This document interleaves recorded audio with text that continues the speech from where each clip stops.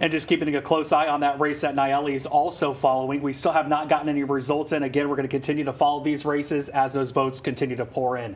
But another race, that's another competitive race here in East Texas tonight, the Republican primary for State Senate District 3. With longtime Senator Robert Nichols retiring, State Representative Trent Ashby and local realtor Rhonda Ward are in a tight contest to represent 18 counties in the Texas Senate. CBS 19's Robert De La Garza is live in Nacogdoches with a closer look at what both candidates are pushing in the final stretch. Robert? That's right, Ayana. I mean, we've been out here in Nacogdoches all day. Right now, we're at the Applebee's San Mercantile here in Nacogdoches. This is for Rhonda Ward's election day party. She's entered the door around 7:40 this evening, and she was just welcomed by chants of Rhonda, Rhonda. I mean, it's a big crowd here tonight. She served as the previous Republican committee woman for District 3, but we're going to go ahead and introduce you to Rhonda at this moment. Rhonda, I mean, I know we've talked throughout the week. It's been a lot of fun, I'm sure. A long run here. How are you feeling today? I'm feeling great. Yes, it's been a long runway since I announced, but you know what? I have met so many incredible people along the way, and it's been quite the journey, but it's been great. And as we talked about, I mean, Robert Nichols leaving this Senate seat after nearly 2 decades. I mean, how does someone like yourself come into this role, fill those? I mean, I'm sure those are big shoes to fill.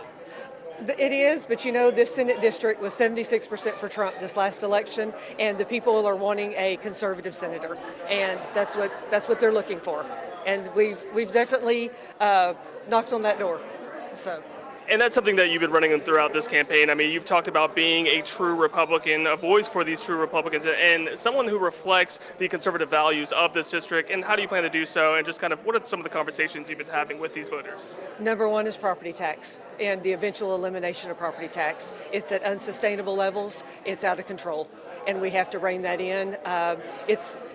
We have to rein it in so our young people can at least buy a home. Right now, people's escrow accounts are as much or more than their mortgages, and that's not at a sustainable level. I mean, when you look at your opponent, I mean, he's spent a lot of time in the Texas House of Representatives.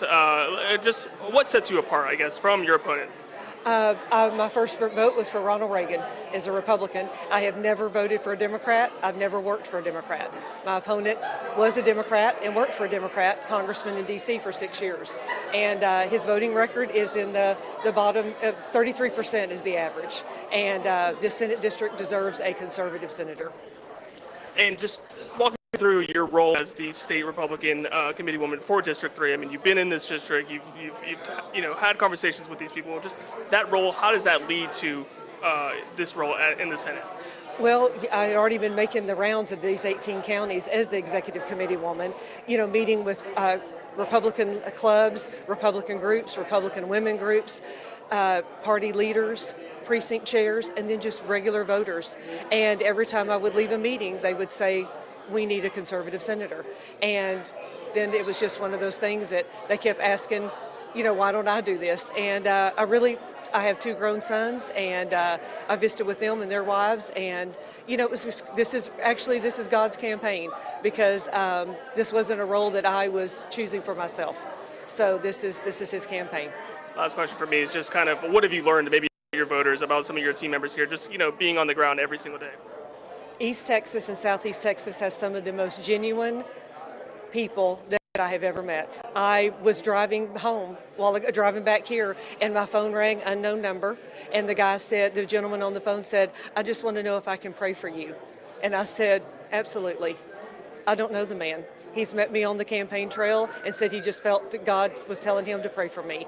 That happens almost every other day, or I'll get a Bible verse or something someone just calls and says, just want to make sure you're doing okay today.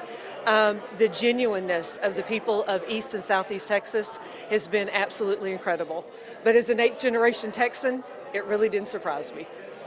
All right, that's candidate for Senate District 3, Rhonda Ward. We're going to go ahead and toss it back out to you guys, Brendan, Ayana. All righty. Hey, Robert, let's get a closer look at that race with Senate District 3. Again, the polls just closed about an hour ago. And so this is kind of a snapshot of what we're seeing and giving us a better perspective on where voters were leaning towards. Right now, we've only got about 19% of the votes right now that are reporting. And as of where things stand right now, Trent Ashby, who is Rhonda Ward, is going up against. He is sitting at 59% of the votes with about 13,000 lead in those votes against Rhonda Ward. Total votes of 23,000. Again, you can kind of just see the map of District 3. But again, this is really just the early beginning of this race, as we're only at 19%. So we still have a long way to go.